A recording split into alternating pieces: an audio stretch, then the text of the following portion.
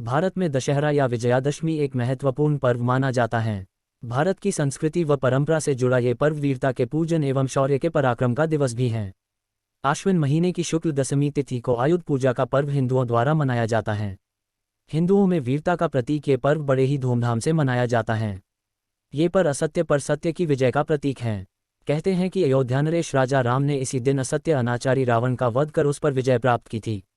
इस तरह यह असत्य पर सत्य, अंधकार पर प्रकाश तथा अधर्म पर धर्म की विजय का प्रतीक पर्व है। दशहरा के दिन लोग नया कार्य शुरू करते हैं तथा इस दिन अस्त्र शस्त्र तथा वाहनों की पूजा करने की परंपरा है। दशहरा के संबंध में कई ऐतिहासिक प्रसंग पढ़ने को मिलते हैं।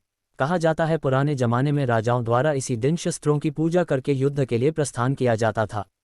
ये पर्व काम, क्रोध, लोभ, मोह, मत्सर, अहंकार, आलस्य, हिंसा और चोरी इन 10 पापों को त्याग देने की प्रेरणा देता है।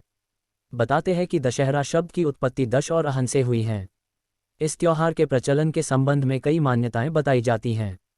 कुछ लोग इसे कृषि उत्सव भी मानते हैं।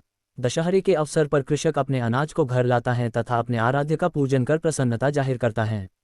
वहीं यह भी माना जाता है कि यह क्षत्रियों का पर्व है। भारत अपनी संस्कृति परंपरा त्योहारों के लिए प्रसिद्ध है। भारत त्योहारों का देश है। भारत में समय समय पर त्योहार मनाए जाते हैं, इसलिए इसे त्योहारों का देश भी कहते हैं। जहां पर हर त्योहार उत्साह के साथ मनाया जाता है, जिसमें से एक दशहरा है। दशहरे को विजयादशमी के नाम से भी जानते हैं। ये हिंदुओं द्वारा बहुत हर्ष और उल्लास के साथ मनाया जाता है। यह एक धार्मिक त्योहार है। बंगाल में इसे दुर्गा पूजा के नाम से जाना जाता है। दशहरा सत्य एवं धर्म की विजय का प्रतीक पर्व है। दशहरा आश्विन शुक्ल पक्ष के 10वें दिन बड़े उत्साह के साथ मनाया जाता है। दशहरे की रात्रि को बड़े सामुदायिक स्थलों पर कार्यक्रम।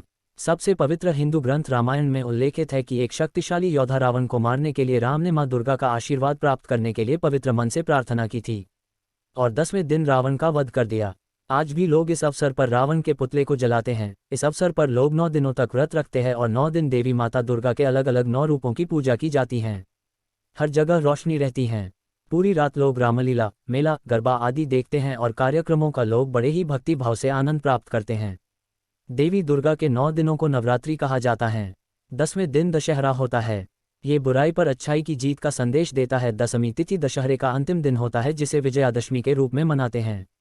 रावण ने जब सीता का हरण कर लिया तो राम ने उससे युद्ध करने का निश्चय किया। ये युद्ध लगभग 9 दिनों तक चला। 10वें दिन राम ने रावण का वध कर दिया। इसी अवसर पर लोग विजयादशमी मनाते हैं, क्योंकि इसी दिन राम ने रावण पर विजय प्राप्त की थी और सभी को संदेश दिया कि पाप चाहे कितना भी बड़ा हो उसका अंत निश्चय ही होता है।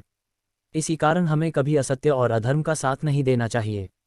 भारत एक ऐसा देश है जैसे त्योहारों का देश भी कहते हैं। इस देश में एक से बढ़कर एक त्योहार मनाए जाते हैं। सभी धर्मों के अलग अलग त्योहार मनाए जाते हैं।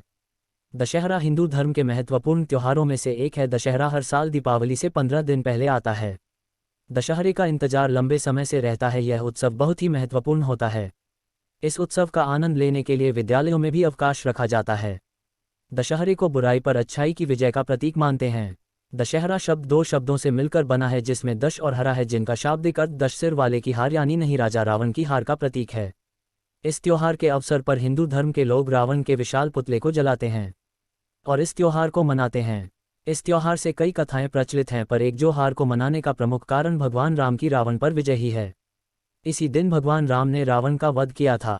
इसीलिए इस दिन के बाद से हिंदू धर्म के लोग इस दिन को दशहरे के रूप में मनाते हैं। माना जाता है कि भगवान राम ने माता दुर्गा को परेशान करने के लिए लगातार 10 दिन तक उपवास रखा और रावण से युद्ध किया।